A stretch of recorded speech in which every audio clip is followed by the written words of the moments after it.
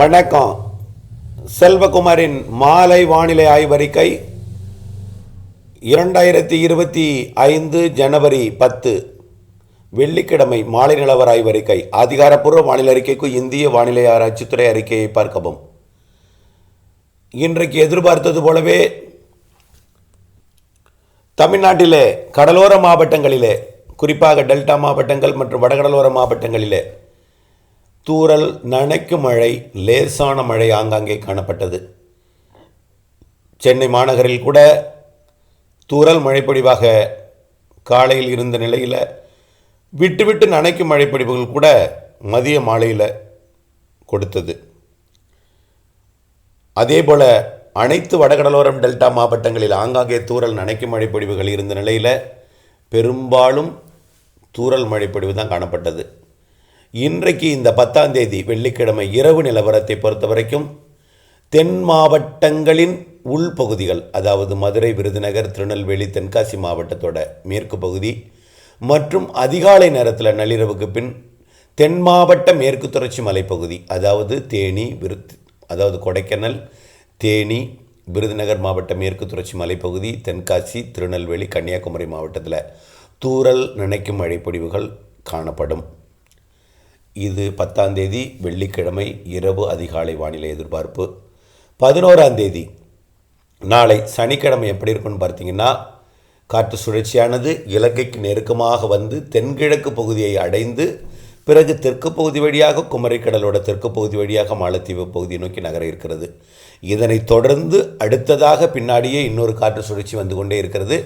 அது பொங்கல், மாட்டுப்பொங்கல், போகி, அதாவது மாட்டுப்பொங்கல், பொங்கல் மற்றும் காணும் பொங்கல் தினத்தன்று அதுவும் இலங்கைக்கு கிழக்கு புறமாக தெற்கு புறமாக குமரிக்கடல் பகுதியிலிருந்து அப்படியே மாலத்தீவு பகுதியை நோக்கி நகர இருக்கிறது. அதே வழித்தடத்தில் இந்த 2 சுழற்சியும் 16ஆம் தேதி வரை மழைப்பொழிவை கொடுக்க இருக்கிறது.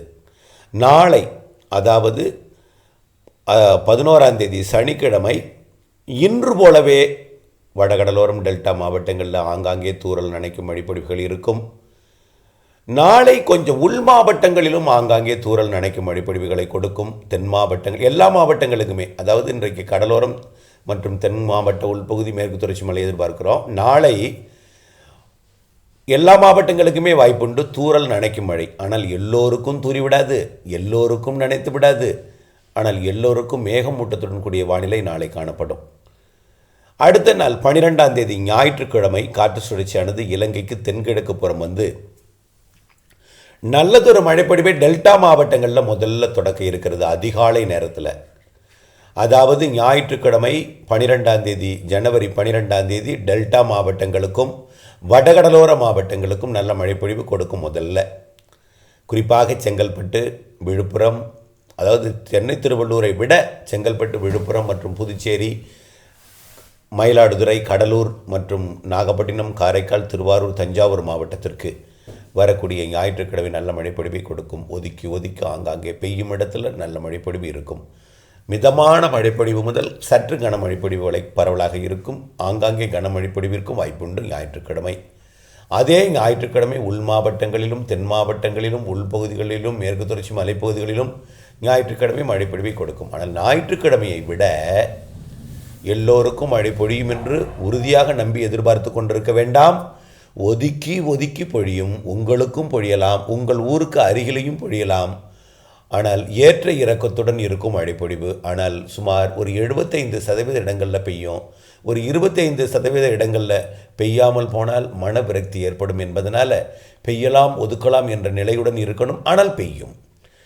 அதாவது தமிழ்நாட்டில் கடந்த பருவமழையானது சுமார் 85% இடங்களில் பெய்திருக்கிறது. ஒரு 15% இடங்களில் பெய்யாத காரணத்தினால அந்த பகுதியிலிருந்து மனவேதனை இருக்கிறது. அந்த மனவேதனை 15% இடத்தில் இருப்பவர்களுடைய மனவேதனை தீர்க்க முடியாத காரணத்தினாலே இப்படி அந்த 15% மக்கள் கூட பெரிதாக எதிர்பார்க்க வேண்டாம். ஆனால் மழை பொழியும் என்று தான் சொல்லுவேன். புரியுதுங்களா?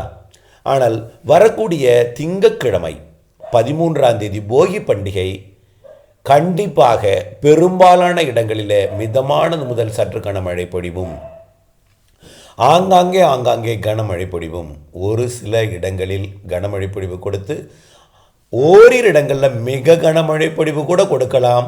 13ஆம் தேதி திங்கட்கிழமை போகி பண்டிகை தினத்தன்று. அன்றைய தினத்தில் அந்த நிகழ்வு குமரி கடற்பகுதியில் இருந்து கொண்டு கிழக்கு காற்றை ஈர்க்கும். அதே நேரத்தில் மற்றொரு சுழற்சி கட்டுப்பாட்டு அமைப்பாக இருந்து கொண்டு இலங்கையின் கிழக்கு பகுதியில் இருந்து கொண்டு காற்று குவிதலை கட்டுப்பாட்டு அமைப்பாக 2 வேறு காற்று சுழற்சிகள் செயல்பட்டு நல்லதொரு மழைப்பொழிவை 13ஆம் தேதி போகி பண்டிகை தினத்தன்று திங்கட்கிழமை கொடுக்கும் என்று எதிர்பார்க்கப்படுகிறது.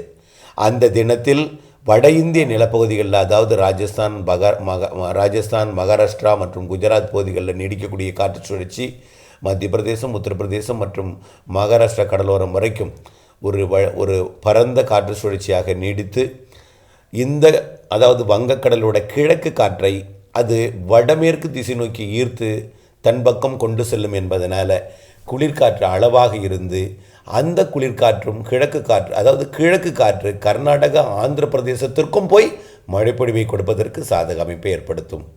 ஆக வட இந்தியாவோட, அதாவது வடமேற்கு இந்தியாவில் உருவாகக்கூடிய காற்று சுழற்சி ஆந்திர பகுதிக்கும், அதாவது தமிழ்நாடு எல்லையோர ஆந்திர பகுதிக்கும், தமிழ்நாடு எல்லையோர கர்நாடக பகுதிக்கும், தமிழ்நாடு எல்லையோர கேரள பகுதிக்கும், அதன் எல்லையோர தமிழ்நாட்டின் பகுதிகளுக்கும், ஒட்டுமொத்த தமிழ்நாட்டிற்கும் வரக்கூடிய 13ஆம் தேதி திங்கட்கிழமை நல்ல மழைப்பொழிவை கொடுக்கும்.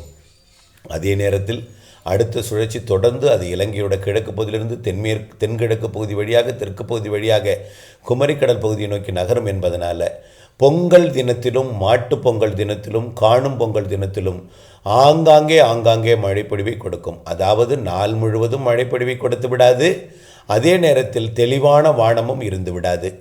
ஒதுக்கி ஆங்காங்கே பொங்கல் பண்டிகை, மாட்டுப் பொங்கல் மற்றும் காணும் பொங்கல் தினத்தில் மழை இருக்கும். கர்நாடக எல்லையோர, கேரள எல்லையோர, ஆந்திர எல்லையோரம் வரைக்கும் அந்த மழைப்பொழிவும் எட்டி பிடிக்கும். ஆக வரக்கூடிய 12, 13, 14, 15, 16 ஆகிய 5 தினங்கள் ஆந்திர, கர்நாடக, கேரள எல்லையோர மாவட்டங்கள் வரைக்கும், தமிழ்நாட்டின் அனைத்து மாவட்டங்கள், கடலோரம் மற்றும் தென் மாவட்டங்கள், மேற்கு தொடர்ச்சி மலைப்பகுதிகள் என்று ஆங்காங்கே ஒதுக்கி மழைப்பொழிவை கொடுக்கும். மாட்டுப் பொங்கல் தினத்தில் பெரும்பாலும் தென் மாவட்டத்தில் ஜல்லிக்கட்டு மற்றும் அடுத்தடுத்த நாட்களில் ஜல்லிக்கட்டு தினம் நடைபெற இருக்கிற காரணத்துக்கு அந்த தினத்தில் பொங்கல் மற்றும் மாட்டுப் பொங்கல் தினத்தில் தென் மாவட்டத்தில் ஆங்காங்கே மழை பொழிவு தெரிகிறது. இந்த மழை பொழிவு தென் மாவட்டங்களில் குறிப்பாக மதுரை, அலங்காநல்லூர், பாலமேடு மற்றும் பல்வேறு மதுரை மாவட்ட பகுதிகளில் வரக்கூடிய மாட்டுப் பொங்கல் தினத்திலும் காணும் பொங்கல் தினத்திலும் மழை வாய்ப்பு இருக்கிறதை கவனத்தில் கொண்டு முன்னெச்சரிக்கை எடுத்துக்கொள்ள வேண்டும். அதாவது பொங்கல் பண்டிகையில், தமிழர் திருநாளாம் பொங்கல் பண்டிகையில் முக்கியமான தமிழர்களின் வீர விளையாட்டாம் ஜல்லிக்கட்டு. அந்த ஜல்லிக்கட்டு தினத்தில் சாரல் மழை, நனைக்கும் மழைப்பொழிவுகள், லேசான மழைப்பொழிவுகள் ஆங்காங்கே கொடுக்கும் பொழுது பாலமேடு மற்றும் அலங்காநல்லூர் பகுதிகளுக்கு கூட அதாவது மாட்டுப் பொங்கல் தினத்தில் மழைப்பொழிவு கொடுக்கலாம் என்று எதிர்பார்க்கப்படுகிறது. கொடுக்கலாம், வாய்ப்பு இருக்கிறது.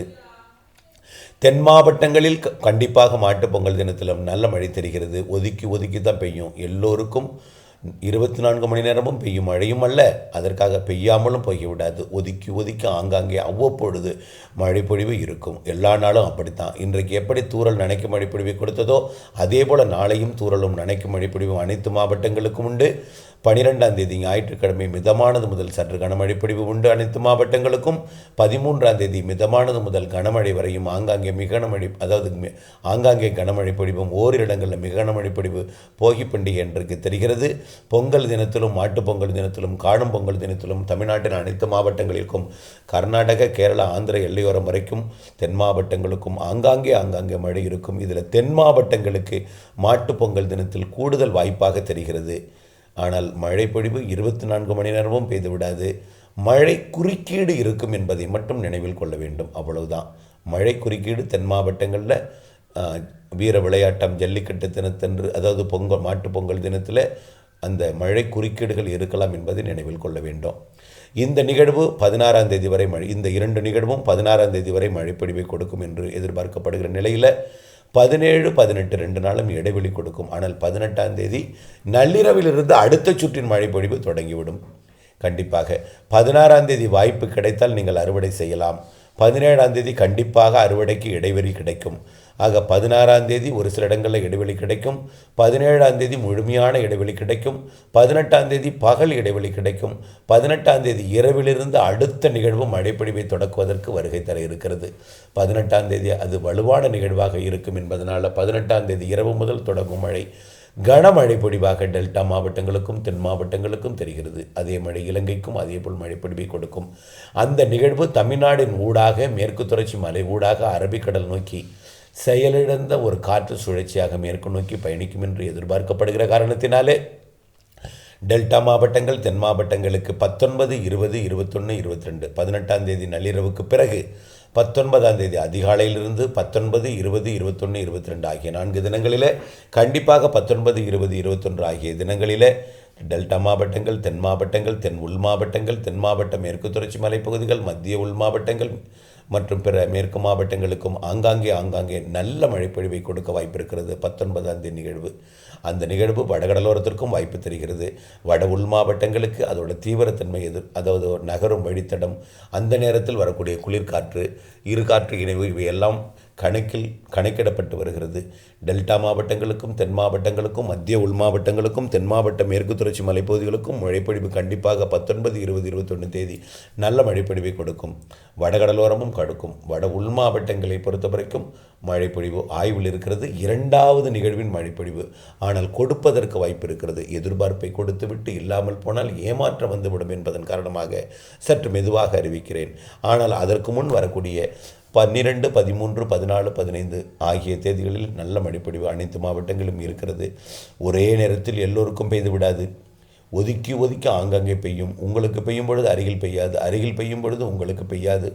ஏதோ ஒரு நேரத்தில் அந்த நாட்களிலே நாளொன்றுக்கு ஓரிரு முறையாவது நல்ல மழைப்பொழிவை வந்து கொடுக்கும். இப்படிப்பட்ட நிலையுடன் நீங்கள் இருக்க வேண்டும். மழைப்பொழிவு இருக்கிறது. மேலும் பிப்ரவரியிலும், அதாவது ஜனவரி இறுதியிலும் இருக்கிறது, பிப்ரவரியிலும் இருக்கிறது என்று ஏற்கனவே விரிவான அறிக்கையில் சமர்ப்பித்திருக்கிறேன். நீண்டகால அறிக்கையில் ஏற்கனவே மார்ச், ஏப்ரல், மேலையும் கோடை மழை வலுவாக இருக்கிறது என்றும் சொல்லியிருக்கிறேன். இவையெல்லாம் நீங்கள் தொடர்ந்து மனதில் வைத்துக்கொண்டு வானிலை ஆய்வறிக்கையுடன் இணைந்திருந்து வானிலை அறிந்து விவசாயம் செய்திடவும் இடைவெளி அறிந்து அறுவடை செய்திடவும் அன்போடு கேட்டுக்கொள்கிறேன். இன்றைக்கே நிறைய விவசாயிகள் தூறல் காணப்பட்ட பிறகுதான் அறுவடை செய்ய முற்படுகிறார்கள். இருந்தாலும் அவர்களுடைய நெல் தானியங்கள் நனைந்து விட்டது.